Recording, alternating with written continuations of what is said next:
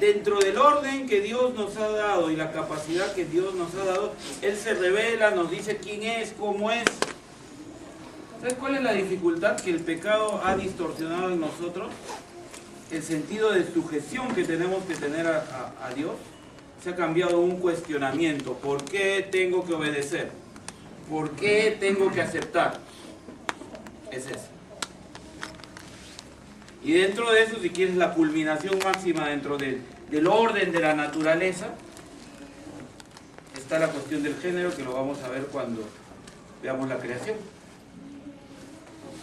Ojo, esa es la culminación, ¿ah? Por ejemplo, el otro día leía, en China hay más de 25 represas que ha distorsionado todo el desvío de aguas en la China. Hay valles que antes eran secos y que ahora son fértiles, y los fértiles ahora son secos. Así de literal, ¿eh? Pero se sigue construyendo represas. Porque el hombre dice que puede dominar la naturaleza. Eso dice. Vamos a ver después un informe bien interesante, ¿no? De algunos países. Nos toca darnos cuenta de los tiempos y de todo lo que estamos viviendo, hermano.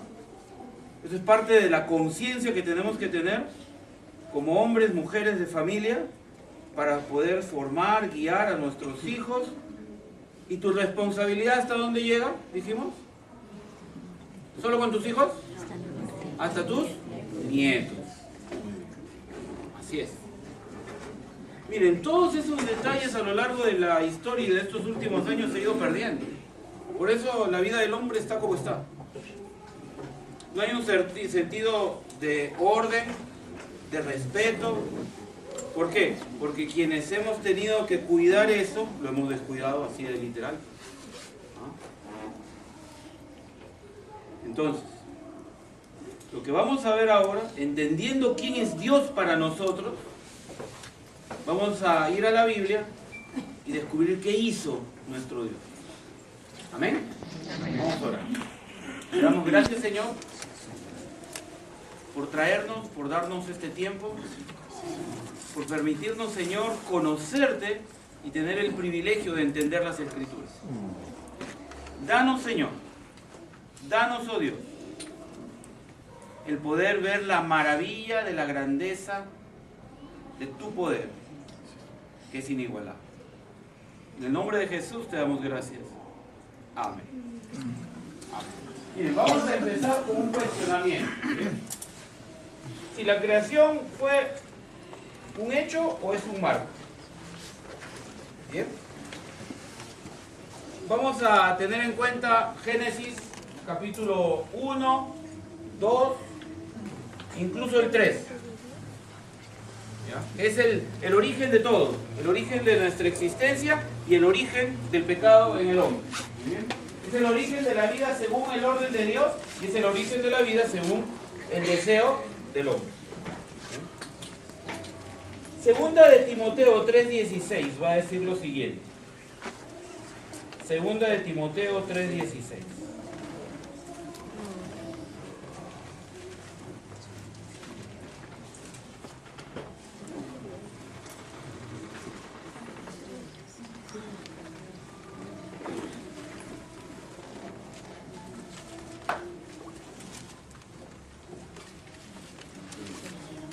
Pero tú, no, perdón, 3:16. Toda la Escritura es inspirada por Dios y útil para enseñar, para redarguir, para corregir, para instruir en toda la Escritura.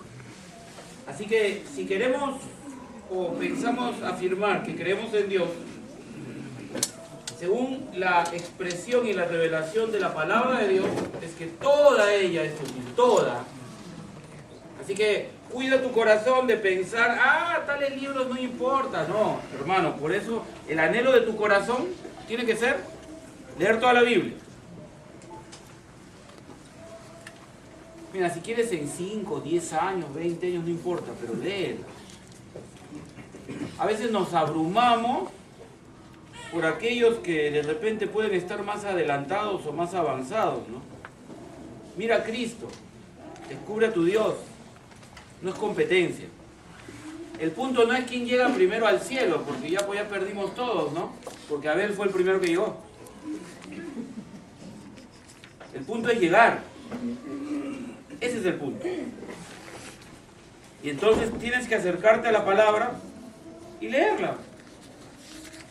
Ese es el fundamento de tu vida, leerla, meditarla.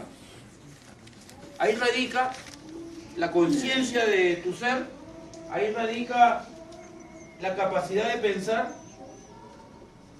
toda la escritura, ¿correcto? Toda la escritura. Y segunda de Pedro 1:21. Segunda de Pedro 1:21.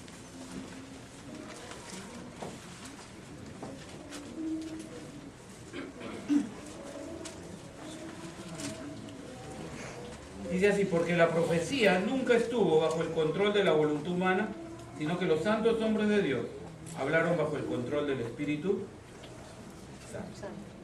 Por eso confiamos en toda la Escritura. Porque ella tiene que ver con Dios. Y muchas de las cosas que están ahí, de repente, si hubiera sido una consideración tuya o mía, y de cualquier ser humano, como Pablo, como Pedro, como Judas, como Juan, no lo hubiéramos puesto. No lo hubiéramos puesto. Ni como Lucas, ¿no?, que relata lo que pasó. Tal vez hubiera quitado a Ananías y Zafira, ¿no?, la mentira que hacían para que parezca que la iglesia era una cosa victoriosa, linda y pulcra.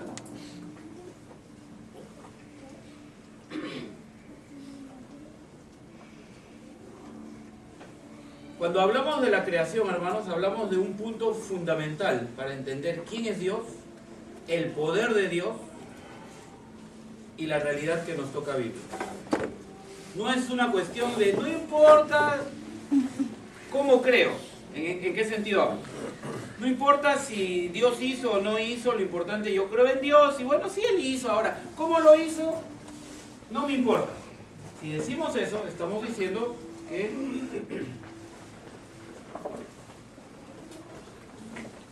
no nos importa. Porque nosotros somos parte de esa creación por la cual ahora estamos aquí pensando en él.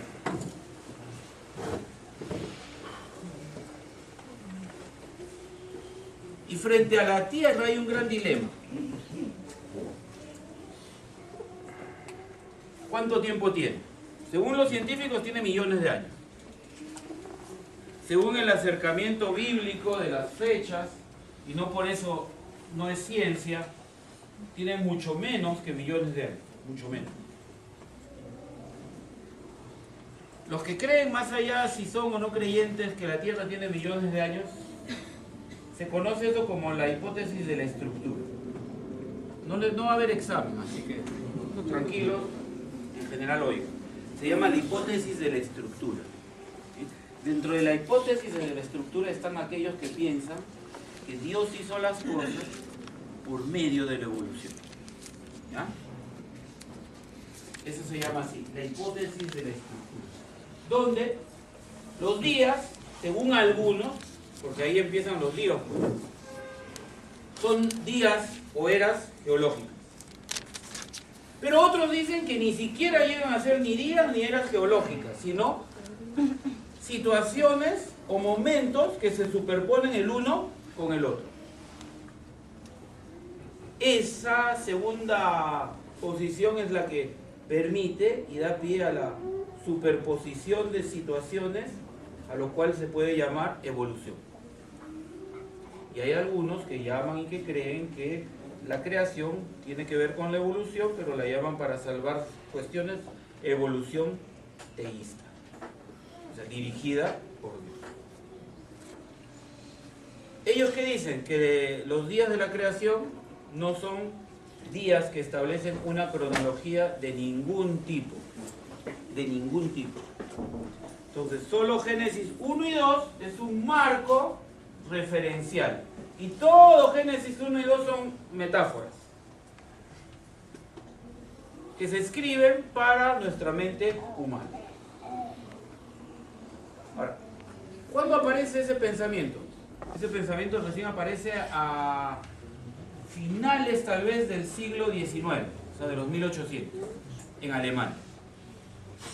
¿Bien?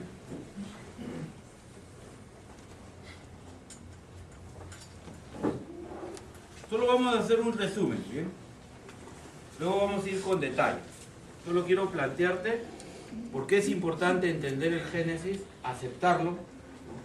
Y en la segunda parte hoy día les voy a hablar de las razones de la creación. Con una pequeña aplicación entendiendo que hoy día es Santa Cena. La hipótesis marco comienza con la idea que los días de la creación en Génesis 1 son expresiones simbólicas. Muy bien. Estamos ya aquí hablando de la hipótesis de la estructura, que no tiene nada que ver con el tiempo. Entonces, leemos Génesis 1 y 2 y olvídate del tiempo. Simplemente, ¿qué dice Génesis 1 y 2?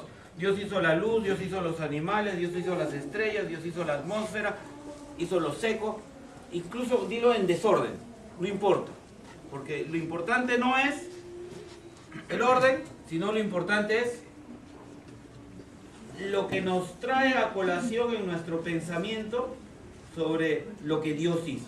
Eso en realidad es lo importante. Ni siquiera que Dios hizo la luz, sino que en todo eso Dios estaba haciéndolo de alguna manera. Ahora, ¿por qué dicen eso? Algunos pueden decir, no, ese es el pensamiento del diablo. Correcto, muy bien. Pero ¿por qué lo dicen? No lo dicen de balde, sino, vamos a Génesis 1, leemos con cuidado, por eso es importante leer varias veces, hermano. Uno, que va desarrollando nuestra actitud de humildad delante de Dios. Y lo segundo, nos vamos dando cuenta de algunos detalles. Yo no sé si tú te has dado cuenta. Por ejemplo, los defensores de esta hipótesis de la estructura notan que hay un paralelismo. Y que es evidente, por ejemplo, entre el día 1 y el día 4. ¿Por qué? Porque en el día 1 Dios crea la luz, ¿no? Y en el día 4, ¿qué hace Dios? Crea los astros y las luces en el firmamento. Y es así el mismo tema.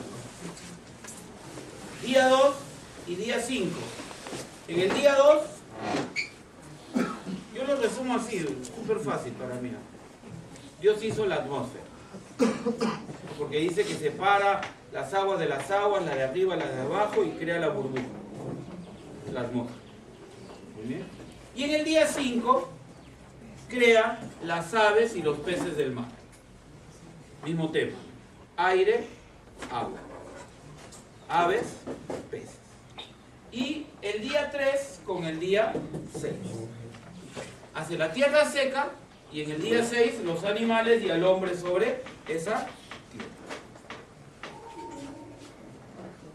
Por esa razón, simplemente porque existe este supuesto paralelismo, dice que podemos ignorar ese orden.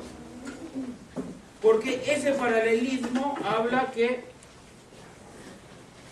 o mejor dicho, por el paralelismo que encuentra, se anula el sentido literal del relato que está ahí. ¿Bien? Ah, acá hay un paralelismo ya. Esto es igual en todos los sentidos de la palabra. ¿Cuál es el gran problema? Pensando en nosotros que somos cristianos, si quieres, conservadores, ortodoxos, o que nos fundamentamos en la palabra. Ojo, que hay hermanos que creen así. Nos dirá, pero ¿cómo puede creer así? Bueno, lo podemos llamar hermanos porque tú le hablas de Cristo y bueno, te habla de todo lo demás. De repente ellos son, como dice Corintios, que van a entrar solo con su salvación, nada más, ¿no? Con su certificado que es salvo, pero del resto, nada. Y eso ya no nos toca pensar. Verdad, y ahorita vamos a hablar, ahora que viene el tiempo de política, quiero decirles algunas cosas y advertirles algunas cosas. ¿Qué pasa con esta hipótesis? Ellos creen que la formación de la Tierra requirió varios millones de años, conforme la ciencia dice. Ojo, acá viene el primer problema. Significa entonces que yo, para interpretar la Biblia, no busco en las Sagradas Escrituras los fundamentos, sino que salgo de las Escrituras y le pregunto a Marco, ¿tú qué dices? Y Marco me dice, mira, la ciencia bueno, así habla la ciencia, no les crean, ¿no? Ha demostrado. ¿La ciencia de qué? La ciencia de Harvard, ¿no? Porque si tú te vas a la Universidad de Los Ángeles, o te vas a Cambridge, ¿no? O te vas a la Universidad de París, resulta que... ¿Cuánto dice Harvard? 700 millones de años. Y Cambridge, no, 1500 millones de años. No, es que en Harvard ahora está el premio Nobel y en Cambridge no. ¿Ves? Ese es el problema de la ciencia. Pero ¿qué pasa con esta hipótesis? Que van a la ciencia, le preguntan a la ciencia cómo es y la ciencia dice algo. Y con lo que la ciencia dice, vamos a las escrituras. Y decimos, no, pues no puede ser como la Biblia dice. Porque si la ciencia dice así y la ciencia es verdad, tenemos que amoldar las escrituras a la ciencia. Ese es el gran problema. Porque finalmente está poniendo a la ciencia por encima de las escrituras. Lo único que, digamos, salva esta teoría en cuanto a la creación es que dice que la mano de Dios fue guiando esto. Que el organismo unicelular cambió a bicelular porque Dios determinó eso. Y de ahí se hizo de 3, de 4 y de ahí empezaron las formas complejas. Ahora, vamos a lo que la Biblia dice. El Señor quiso enseñarnos que la creación tuvo lugar en 6 días literales. Por si acaso, eso yo lo creo. Y eso es lo que es. ¿Ya? Si alguien piensa distinto, léete unas cuantas veces bien la Biblia, ora al Señor, léete toda la Biblia, ojo. No es que el Génesis y de ahí me voy a otro, léete toda la Biblia primero, para que entiendas quién es Dios y entonces también comprendas ese primer relato. Dios, el Dios de la Biblia, tiene todo el poder. Él puede decir algo y es. Ese es el Dios. Por eso es Dios. Porque nadie le puede detener. Isaías mismo dice, ¿no? Si Él abre, nadie cierra. Si Él cierra, nadie abre. La pregunta es, ¿cómo lo pudo haber dicho Dios de una manera más clara y sencilla que lo que aparece en el Génesis? ¿Cómo lo hizo? En realidad no hay otra manera. Los que hacen esto complejo son los que quieren negar las escrituras. Porque uno le dice, no puede ser tan fácil. ¿Qué está diciendo? Dios no puede ser Dios. O sea, ¿cómo puede haber alguien que pueda hacer las cosas por su sola palabra? Y dijo Dios, sea la luz, y fue la luz. No, eso no puede ser, ¿me entiendes? Ese es el prejuicio científico. Y eso es lo malo de esta teoría o esta hipótesis de la estructura. Porque no toma la escritura, sino que va fuera de la escritura. Si quieres, mira los tiempos y dice, ¿cómo habría que pensar la Biblia hoy en día? Ese es el gran problema que se llama de la contextualización. El Evangelio no se puede contextualizar a nuestros días. Si vamos a contextualizar la palabra de Dios, estamos aquí, tenemos que volver más bien acá, a donde pasó, y entender qué pasó ese día, según el contexto de esa época, no del nuestro. ¿Ya? Y si no, mira, no creo que haya tiempo hoy día. Ahí yo tengo el relato de Mesopotamia y de Egipto. Esos fueron los dos primeros relatos de la creación que circulaban. Léelos y después lee el Génesis. Es en medio de esa oscuridad ya que aparece el Génesis, el relato de Moisés. Así fueron hechas las cosas.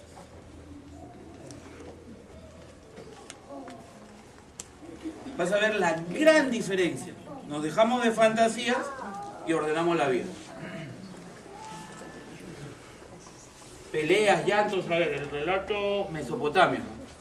¿Dónde se crea el hombre? De la lágrima de uno de sus dioses, dice.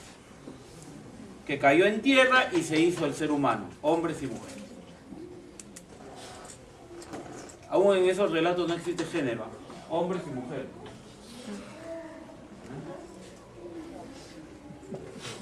Ahora, mira, si no fueron días, ¿cuál era el interés de Dios? Describir el relato de la creación en días, en periodos de día y noche. ¿Por qué?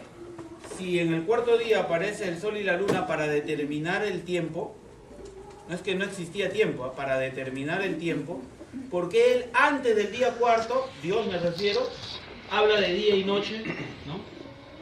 Como marco de referencia.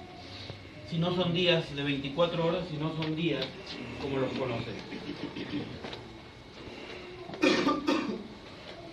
¿Cómo es que la semana y los días definen el patrón de labor y descanso humano? Todo está marcado por día y noche. Desde el primer día hasta el sexto día y aún el séptimo. En realidad, la hipótesis estructural lo que hace es un método destructivo de la interpretación bíblica. Porque niega el lenguaje y niega la literalidad de lo que ahí se relata, no por el hecho o el testimonio bíblico. Por eso les digo, si tú quieres negar el Génesis, tienes que leerte toda la Biblia. Porque los salmos, infinidad de salmos habla de la creación. Jesús, Pablo, hablan de Adán, de Eva, como reales. Y eso es parte del fundamento de la teología y de la enseñanza de Dios. La pregunta es, si Génesis 1 y 2 es una alegoría y no hay un sentido literal, ¿por qué no hacemos lo mismo con Génesis 3? Entonces algunos van a decir, claro, ahí está la serpiente es la muestra de que eso es una fábula, es una metáfora. Entonces rechazan este pasaje. Y ahí viene otra pregunta entonces, ¿dónde acaba la metáfora y dónde empieza la verdadera historia? Si no empieza en Génesis 1 y 2, ¿empieza en Génesis 3? No, tampoco. Entonces, ¿dónde empieza? ¿Con la muerte de Caín y Abel? Tampoco. Entonces, ¿dónde empieza? ¿Con el diluvio? Tampoco. ¿O sí? ¿Y por qué empezaría en el diluvio y no antes? ¿O por qué no empieza con Abraham? Se hacen más vacíos. Esa es la idea del diablo. Crear vacíos con que Dios os ha dicho. ¡No moriréis! ¿No? Ah, son 6 días, ¿no? Y en el séptimo descansó Dios. ¿Y tú cómo sabes que son de 24 horas si no estuviste ahí? El diablo.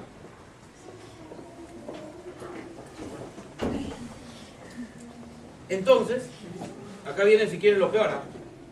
Porque hasta dónde yo aplico la hipótesis estructural o la hipótesis del marco. ¿Por qué no la puedo extender y llegar, por ejemplo, al nacimiento virginal o a la resurrección? O a Romanos 5:12. ¿Qué dice Romanos 5:12? Fíjate.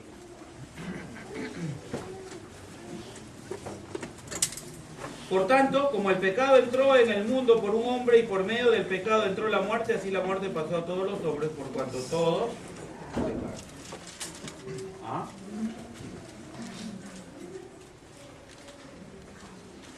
Porque esto puede ser entonces una referencia. Entonces, el pecado tampoco tenemos que preocuparnos, ¿no? Porque está dentro de la metáfora, ¿no? Hacemos algunas cositas malas, como dicen algunos. Hacemos algunas cositas malas. Qué feo, qué mal papá eres, ¿no? Yo tengo mis hijos pecadores. Ay, no digas eso. Ahora empezado que esa frase es superstición, ¿no? Es de cuando tú dices algo y te dicen, no, no digas eso, ¿por qué? ¿Cuál es la superstición? Va a pasar, ¿no? Y frente a eso, ¿cuál es la otra superstición? Toco madera para que no pase.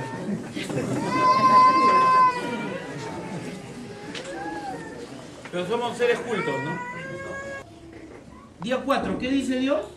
Hizo las luces en el firmamento.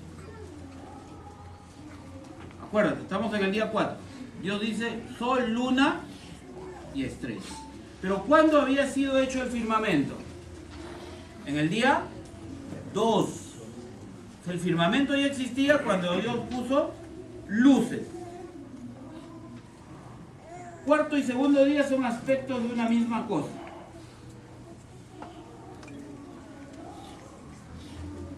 Pero está hablando de firmamento.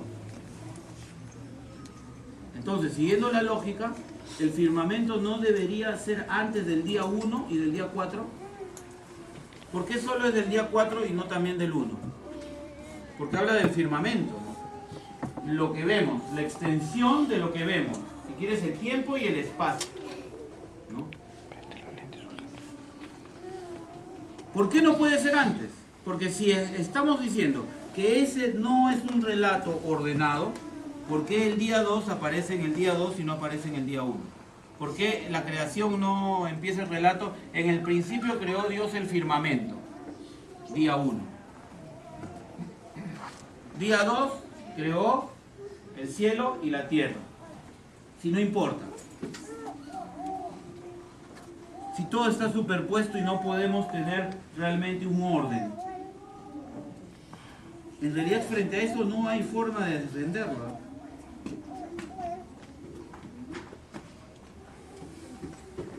La única forma de aceptar el relato del Génesis es aceptando el orden.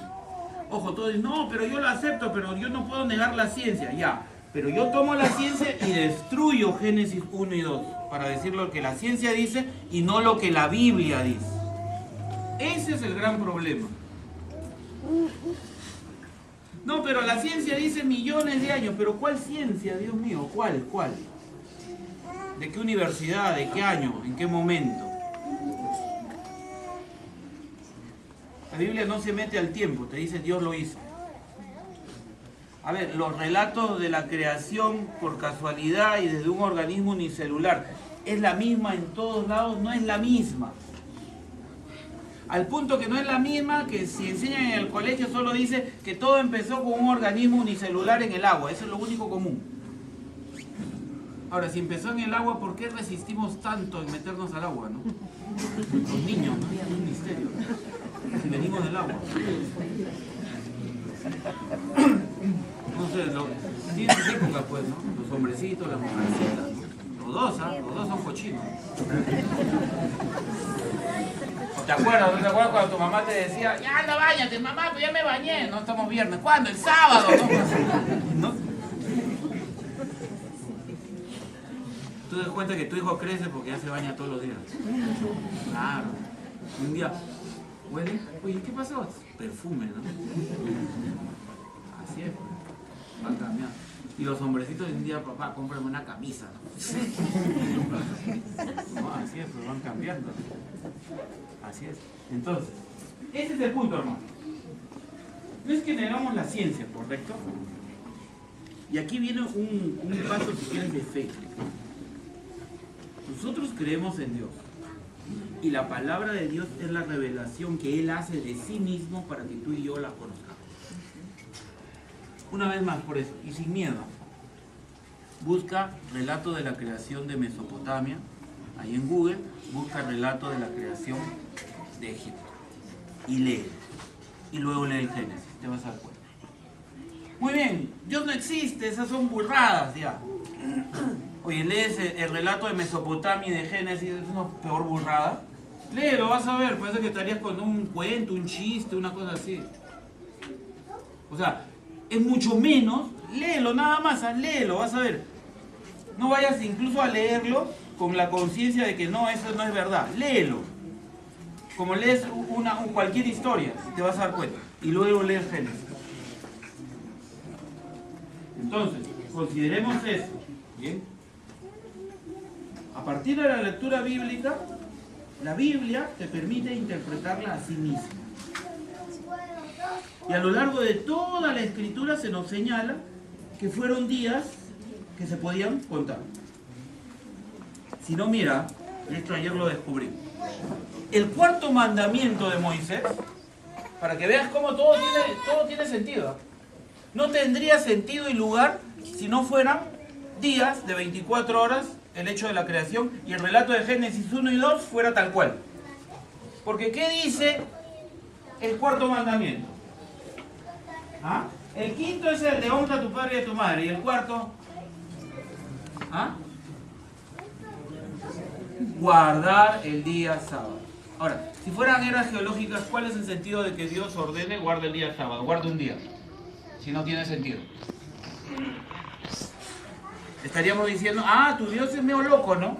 Porque si los días no son días, entonces te miente. Porque antes los días no eran días de 24 horas y ahora son, y ahora te dice descansa un día, pero ese día es lo mismo que el día de Génesis capítulo 1. No, no es lo mismo. Entonces, ¿cómo es tu Dios? ¿Va cambiando en el tiempo? No, nuestro Dios no cambia. Es uno solo. Es el Rey y es Señor. Por eso necesitamos ver a Dios, hermano.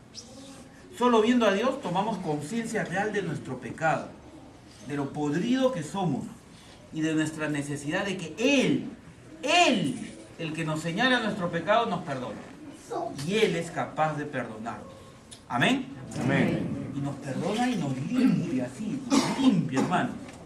0 kilómetros. ¿Por qué lo dice? Él hace nueva creación. 2 veces somos hechos nosotros los creyentes. El día que nacimos y el día que volvimos a nacer. 2 veces somos hechos. Así que ese es un privilegio. Un privilegio. Si tienes dudas, hermano, siéntate y empieza a leer la Biblia. Ahora, si tú me dices, yo no puedo leer la Biblia, pastor. Yo quiero seguir creyendo que Dios nos hizo del mono, del animal. Primero, ojo, ¿eh? Antes yo lo tomaba a la ligera. Para mí esa es una ofensa a Dios. Porque yo no puedo decir que Samuel viene de un animal o que es igual que un animal. Eso es indigno frente al relato bíblico. Porque la Biblia me dice que Samuel, que Cintia, que Erika, que Julio fueron hechos por Dios. Él nos hizo. Él hizo un ser humano. No una cosa. ¿Ven? No una cosa. Entonces, eso es lo que tenemos que entender. Ese es nuestro Dios. Él es todopoderoso y creador de lo que existe. Cuando asumimos esta hipótesis estructural, estamos diciendo que la ciencia tiene mayor autoridad en los orígenes que los escritos. Y no hay justificación para eso. Porque la ciencia moderna no puede ser nuestra regla de hermenéutica para la interpretación del libro de Génesis o cualquier libro de las Escrituras, ¿ah? Porque entonces tuviéramos que quitar todos los hechos milagrosos. Ah, no, ¿cómo va a pasar un pueblo o una nación o más de 1 millón de personas por el Mar Rojo? ¿Tú conoces el Mar Rojo? Y vamos al Mar Rojo y vemos tremendo mar entre África y la península arábiga. No, por ahí no pasa, ¿no? De 5 panes y 2 peces, a ver, vamos a ver, que vengan unas 10.000 personas, ¿no? 5.000 hombres más mujeres y niños. No, pues de 5 panes y 2 peces, ¿cómo va a comer toda esa cantidad de gente? Una barbaridad, hay que sacar eso de la Biblia. Qué vergüenza, como cristianos, ¿cómo vamos a pensar así, de decir tonterías? Eso es.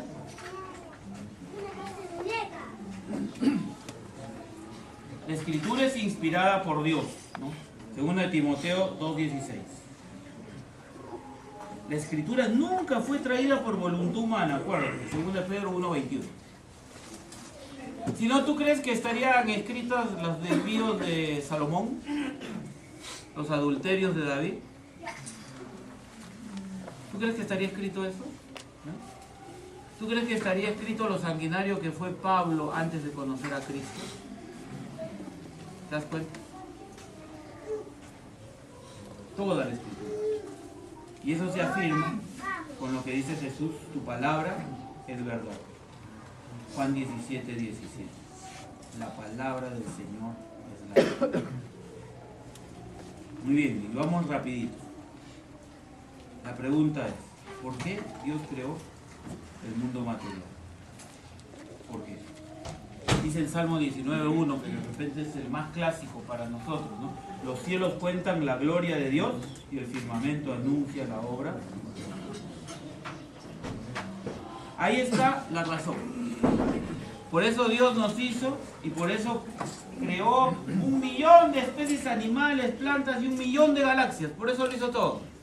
Porque Dios quería decir, este soy yo. ¿Cuán grande soy? Mira, hasta ahora se siguen descubriendo animales. Es más, se tiene la gran sospecha, por no decir la certeza, de que en el fondo del océano viven animales y más grandes de lo que nos imaginamos. Pero no se puede llegar ahí. Porque se piensa eso porque ya aquí en el Perú, en los años 50, por ejemplo, se varó un calamar gigante, ¿no? Que había sido destrozado, se notaba por una pelea. Está en los periódicos. Una vez lo leí, de ahí lo volví a encontrar y por ahí debe estar perdido. Creo que la prensa era, ¿no? Y el calamar medía 25 metros de largo sin los tentáculos. Si no me equivoco, en Conchán o en Venecia había sido varado. Y mismos relatos aparecen a veces en otros lugares del Pacífico, sobre todo, que es la parte más honda del mar. Y el otro día también leía sobre una especie de tiburón que se pensaba que ya no existía y parece que sí existe porque vive muy abajo, ¿no? Y nada puede entrar. Dios hizo todo eso para su gloria. Porque todo lo que Dios creó es bueno. Y nada es de desecharse si se toma con acción de Primera de Timoteo 4. Todo es bueno. Así que a veces uno puede pensar, pero ¿cómo puede ser bueno tal animal, tal otro? Bueno, el gran problema nuestro es que el pecado ha distorsionado toda la existencia. Absolutamente todo. Por ejemplo, ¿no? Esta semana veía un reportaje sobre el tigre, ¿no? El tigre, creo que quedan menos de 1.000 tigres, o 1.500 tigres quedan. Ahora, ¿pero por qué los mataban? Porque son malos, ¿no? Pues en la India es tal la cantidad de gente que prácticamente ya no hay ninguna zona de selva o virgen en la India. Entonces nosotros los seres humanos hemos invadido el hábitat del tigre. Entonces el tigre tiene hambre, pues, ¿no? Y es un animal y come lo que se le cruza. Es la misma situación con los leones, ¿ah? Es la misma situación con los leones. ¿Y por qué los mataban? Más que por la caza furtiva, los mataba la gente común, porque venía y se comía su ganado. Entonces, ¿qué hago? Hay un tigre por acá, ¡pum!, lo mato. Así de simple. Entonces, ese es el gran problema humano. Estamos distorsionando o hemos malogrado todo aquello que era para la gloria de Dios. Así que, ¿por qué hizo Dios todas las cosas? Para mostrarnos su gloria.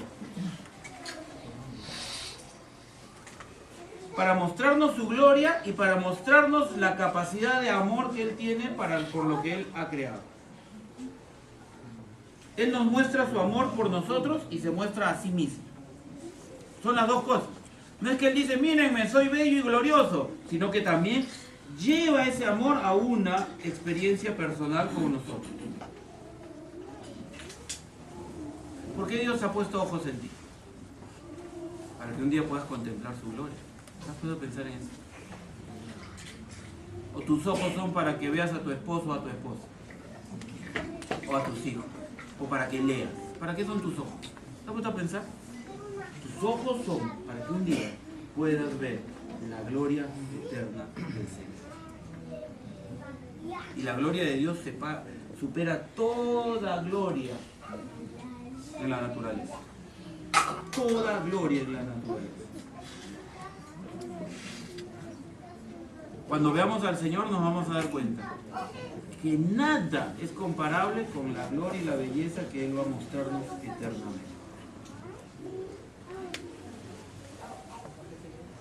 Preparémonos, cultivemos un corazón.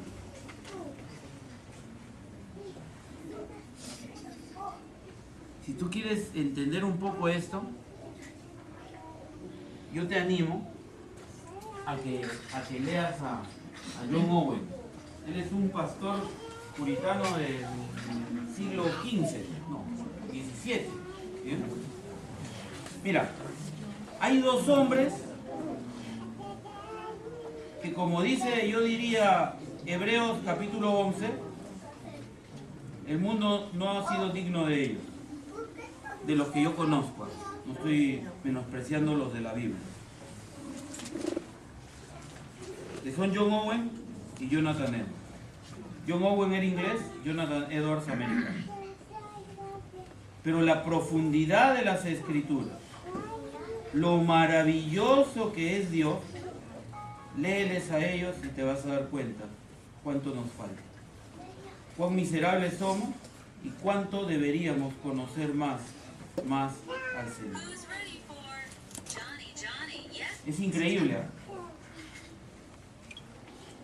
Mira, Jonathan Edwards, una mente brillante, ¿eh? Si no me equivoco, es el primer presidente de Princeton, Jonathan Edwards. Maestro en Yale, doctor. Pero un hombre de Dios impecable. Él vivió de 1703 a 1758. Y John Owen vivió del 1616 al 1683. A los 12 años entró a Harvard.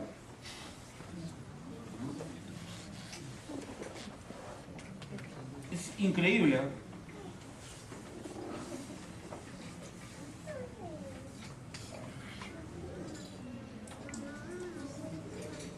Mira, uno usualmente va madurando a Oxford. A los 12 años entró a Oxford.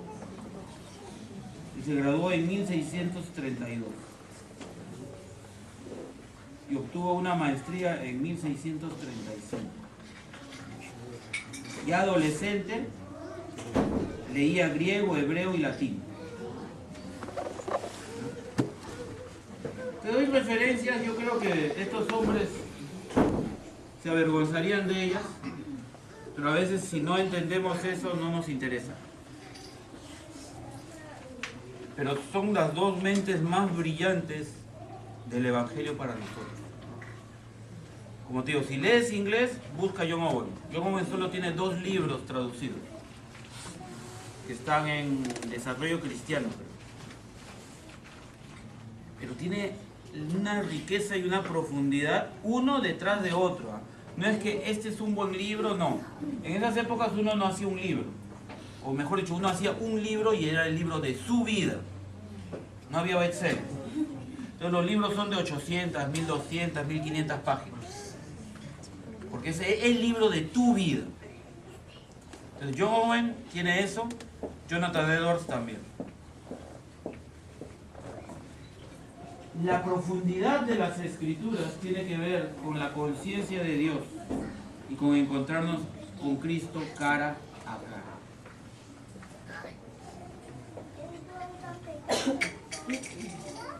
Solo la comprensión de la creación, hermano, nos va a hacer entender cuánto nos ama Dios.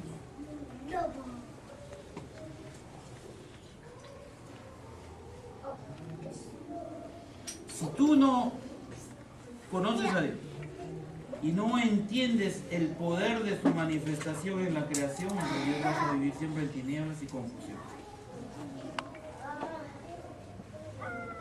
En la creación, ¿por qué es importante la creación, hermano? Porque el amor de Dios se muestra ahí por nosotros. Y porque ahí se muestra la revelación que Dios quiere hacernos a nosotros. Dios se revela a sí mismo. El mayor don del Evangelio es Dios. Y Dios está revelándose y diciendo: yo hice todas las cosas. En el principio.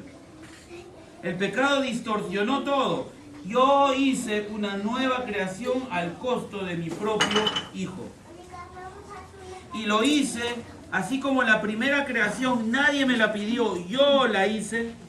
La segunda creación tampoco nadie me la pidió. Yo hice todo para salvar a estos hombres completamente inmerecedores de dicho amor. Y Dios mostró su gloria en Jesucristo nuestro Señor. ¿Y sabes qué? El hecho que Jesús haya subido a la cruz y haya resucitado el tercer día no hubiera pasado si Dios no nos hubiera hecho. ¿Entiendes eso? Así que no es de balde lo que Él hizo cuando creó las cosas. Hoy día vamos a tomar la Santa Cena y vamos a comer el pan y tomar el vino porque Él hizo todas las cosas. Porque Él hizo todas las cosas. El mundo es malo no porque Dios lo hizo malo, sino porque somos pecadores. Siempre llevamos nuestro corazón pecador. Y el llamado de Dios es a vivir bíblicamente equilibrado. Diciéndole sí a esta creación de Dios, pero no al mundo. Por eso es importante leer las Escrituras. En ese contexto yo les digo, por eso es importante ayunar. Festejar y doblegarnos en nuestra ruta de camino al cielo. ¿Por qué creó Dios el pan? ¿Y por qué nos hizo de tal manera que necesitamos comer pan? Él hubiera podido crear vida sin necesidad de comerlo, ¿no? Pero Él creó vida con la necesidad de comer. ¿Por qué el pan? ¿Por qué el hambre y la sed? Yo creo que la respuesta es muy simple cuando la encontré. Juan 6:35 dice, yo soy el pan de vida. Por eso creó Dios nuestra necesidad de comer, para poder entender que Él es el pan de vida. Porque Él creó el ciclo de la sed y de la saciedad. Jesús dijo, el que cree en mí no tendrá sed jamás. Ahí mismo, Él es el pan de vida y Él es el que calma la sed. Él no necesitaba crear seres que necesiten comida y agua. Capacidad de percibir sabores agradables. Lo hizo por Él. Para que entendamos quién es Él, ¿me entiendes? Él te hizo con la capacidad de conocerle a Él y por eso puso todas esas cosas en nosotros. Para que nosotros a través de esto que Él hizo en nosotros podamos llegar a Él y entender y conocer quién es Él. El problema es que hemos distorsionado las cosas y hemos hecho que el centro del universo ya no sea Dios sino nosotros. Pero el centro del universo, como dice Pablo, es Él. De Él y por Él y para Él, dice Romanos 11:36. Ese para Él de Pablo significa que todas las cosas existen para llamar la atención hacia Él. Y para provocar que le admiremos a Él. Eso significa para Él. Verte. Que hay varios que están empezando su familia. Mira a tu hijito, mira a tu hijita. ¿Por qué Dios te las dio? Para que lo veas a Él.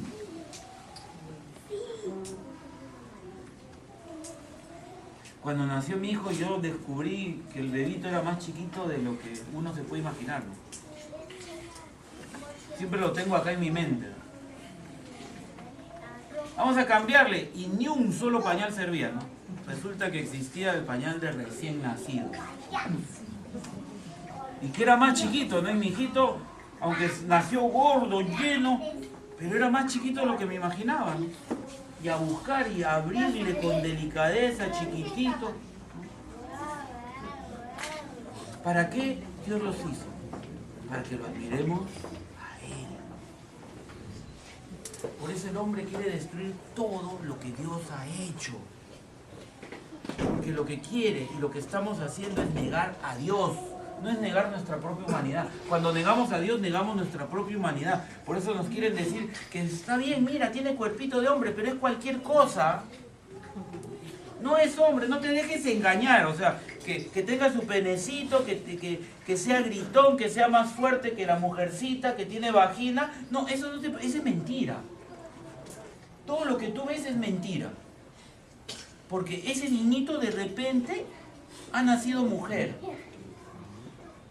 O tampoco mujer, ha nacido un ser interplanetario asexuado. Así es, no se rían, ¿no? Ahí está en la lista de género de la ciudad de Nueva York. Que no te pueden discriminar si tú dices que eres un ser extraterrestre asexuado. Ahí está. ¿Te das cuenta? Ese es el punto. Dios. Negar a Dios para hacer lo que nos da la gana. Colosenses 1:16 dice, todo fue creado por medio de Él y para Él. Por tanto, el pan que vamos a tomar en la cena fue hecho para la gloria de Dios. ¿Ahora entiendes? No es pan sagrado por lo que nosotros desarrollamos algo que Dios ha instituido a través de Jesús. Es sagrado porque Dios lo hizo. Lo hizo para que hoy podamos tomar la comunión. Por eso mismo también existe el ayuno, porque el ayuno es para la gloria de Cristo. Si tú ayunas, ayuna para la gloria de Cristo, para la gloria de Dios. Yo he descubierto algo en el ayuno, hermano. Yo nunca ayuno por sanidad, yo nunca ayuno ya en mi vida por trabajo. Si un día quiero ayunar, lo hago para la gloria de Dios. Y perdona si a alguno le ofendo, que te pueda contar lo que en la práctica he descubierto. Un día Dios me permitió cambiar mi pensamiento y si yo ayuno es para tener hambre. No para superar el hambre, sino para tener hambre. Quiero tener hambre. Y ese hambre es el que lo pongo delante de Dios y le digo, Dios, este cuerpo pide comida. Enséñame a que mi alma te pida a ti. Nada más, ¿eh? Nada más. Un día vamos a hablar del ayuno, hermano. Es impresionante, pero en el correcto sentido. Por lo menos en mi paso por las escrituras hasta ahora, que me falta un montón, yo no encuentro un ayuno que tenga que ver, sino con glorificar a Dios y enaltecer el nombre de Dios. Aunque utiliza a veces situaciones materiales de triunfo, victoria o logro, pero ese no es el sentido. El sentido es que Dios sea glorificado y que Dios sea magnificado. Ese es el sentido.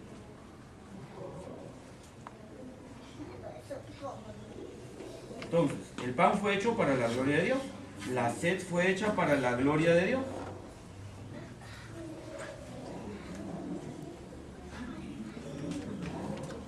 Si el pan glorifica a Dios, ¿cómo lo hace? Primero, cuando tú comes tu pan, y por eso oramos, ¿no? En gratitud al Señor.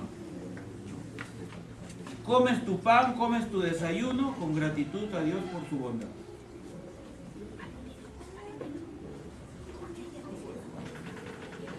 Y si entendemos el significado de la cena, cuando se sacian las ansias por Dios mismo. Ahora vamos a comer el pan. Ingerimos el emblema de nuestro alimento divino, el pan de vida, Jesucristo. La pregunta es, ¿Jesucristo realmente es nuestro alimento y nuestra satisfacción? Por eso es bueno el ayuno. Porque si quieres, es fácil, ¿no? Yo como y digo, qué lindo, Cristo me ama y Él me provee. El ayuno es lo contrario. El ayuno es decir, yo amo la realidad. ¿Cuál es la realidad? Dios. Por encima del emblema. ¿Cuál es el emblema? El pan. Ese es el sentido del ayuno. Yo te amo a ti, Dios, sin necesidad de ninguna comida. Ahora, ambas cosas glorifican a Cristo, ¿eh? Y ambas cosas tienen su lugar. Ambas envían al corazón a la gratitud. Y ambas nos deben llevar a anhelar al dador. Agradece de verdad tu comida. Es más, yo te animaría para ir encontrando significado, que tu oración principal de la comida, no digo que no lo hagas al principio, pero tu oración principal de la comida la hagas al final. Después la vas a poder hacer correctamente al comienzo, yo te diría. ¿Satisfecho? Dile, Señor, gracias porque me has satisfecho. Gracias porque ya no tengo hambre. Y eso también va a evitar nuestra gula. Y entonces después vas a poder orar al comienzo ya con significado. Mira, comer como no comer, cada uno tiene su lugar y cada uno tiene su peligro. El peligro de comer es que nos enamoremos del don y nos olvidemos del dador.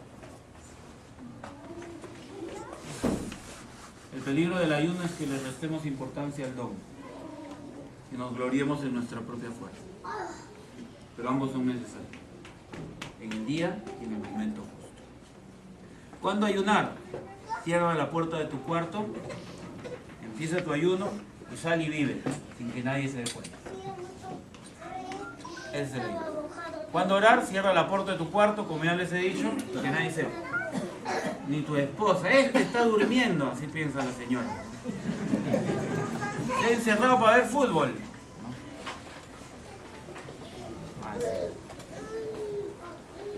Como somos fastidiosos, esposa, sal a la calle, vete al parque. Ya se ha ido a comprar seguro. No importa lo que pienses. En el tiempo, el fruto de eso va a ir saliendo. Hermano, esto no es un día. Esto es una vida. Una vida. Yo percibo que muchos están esperando la oración, el día, el momento, y algunos se desaniman delante de Dios porque han leído un par de veces su Biblia y ya están. Yo ya quiero, quiero que se arrepienta, quiero que cambie, quiero ya. ¿Dónde está ya? Yo ya he orado toda esta semana. Ay, ¿por qué estás orando entonces? Para que cambie. Yo sé que choca. Pero cuando decimos que Dios es la preeminencia en mi vida, estamos aquí hablando que no nos importa nada.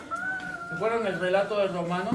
Ni la muerte, ni la vida, nada nos podrá separar del amor de Cristo. Entonces, mi esposa está enferma, ya no lo quiero a Dios. Ojo, que es una situación crítica y desafiante, pero así es. Perdí el trabajo, no tengo trabajo. Dios no me ama. Ni la muerte ni la vida. Nada me podrá separar del amor de Dios. ¿Y cómo eso te está separando del amor de Dios? Entonces, ¿seré creyente? No, pero es que... ¿Y dónde dice que Dios te debe dar?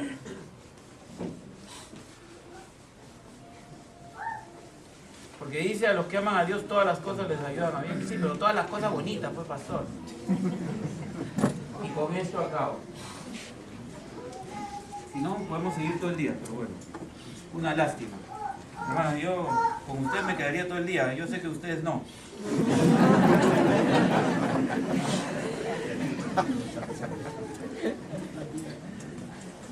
¿No? Como Pablo. Miren, a mí me ha impresionado esto esta semana, porque yo creo que a veces sesgamos el Evangelio, hermano. Y yo en todo caso les pido que oren por mí siempre, para enseñarles todo el Evangelio. Todo. En Hebreos 11 hay una parte que es bien bonita, miren. Dice, por la fe conquistaron reinos, impartieron justicia, alcanzaron promesas, taparon boca de leones, apagaron fuegos impetuosos, escaparon del filo de espada, sacaron fuerzas de flaqueza, llegaron a ser poderosos en batalla y pusieron en fuga a ejércitos extranjeros. ¡Wow! Yo quiero al Señor, amén, gloria a Dios, ¿no? Claro, ¿no? Esto pasó con algunos, ¿no? Aparentemente la vida de Abraham fue todo un éxito, ¿no? La vida de Salomón también. La de David también, aunque no hagamos esos 25 años que fue perseguido por Saúl, ¿no? ¡Qué lindo la fe! ¡Amén! Yo por eso soy cristiano, ¿no? Poderosos en batalla, gloria a Dios. Ayúdame, Señor, para matarlos a todos. Eso es lo que se enseña hoy en día, ¿no? Ven, ven, porque la Biblia dice que conquistaron reinos, conquista tu vida, ¿no? Impartieron justicia. No, eso no, ¿no? Es muy... No ser justo, qué difícil. Pero bueno, lo demás sí me gusta. Pero luego mira lo que dice. Hubo mujeres que por medio de la resurrección recuperaron a sus muertos. Mujeres de fe, que lo que recibieron es familia muerta. Por la fe de ellos. Pero otros fueron atormentados y no aceptaron ser liberados, porque esperaban obtener una mejor resurrección. Otros sufrieron burlas y azotes, y hasta cadenas y cárcel. Fueron apedreados, aserrados, puestos a prueba, muertos a filo de espada, anduvieron de un lado a otro cubiertos de pieles de ovejas y de cabras, pobres, angustiados, maltratados. Estos hombres, de los que el mundo no era digno, anduvieron errantes por los desiertos, por los montes, por las cuevas y por las cavernas de la tierra. Aunque por medio de la fe todos ellos fueron reconocidos y aprobados, no recibieron lo prometido. Porque esto sucedió para que ellos no fueran perfeccionados aparte de nosotros, pues Dios había preparado algo mejor para nosotros. Ni la muerte ni la vida, nada nos podrá separar del amor de Dios. ¿Amén?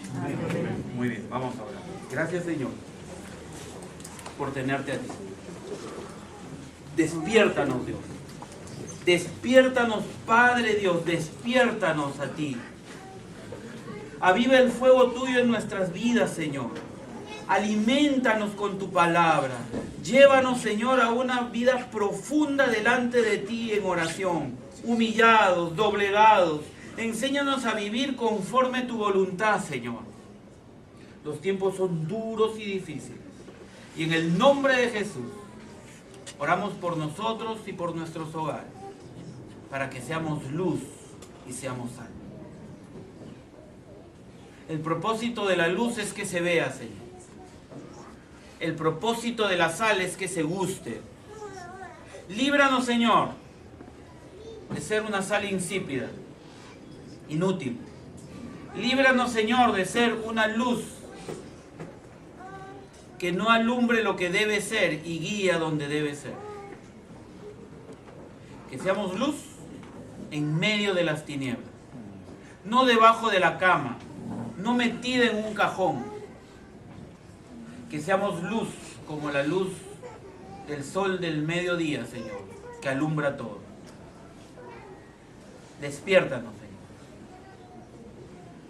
Sabemos lo grande y glorioso que eres. Ahora, Señor, a través de estas semanas, enséñanos lo maravilloso que es tu creación. Gracias porque nos hiciste para reconocer tu gloria y tu grandeza. Gracias porque ahora vamos a poder tomar el pan y el vino.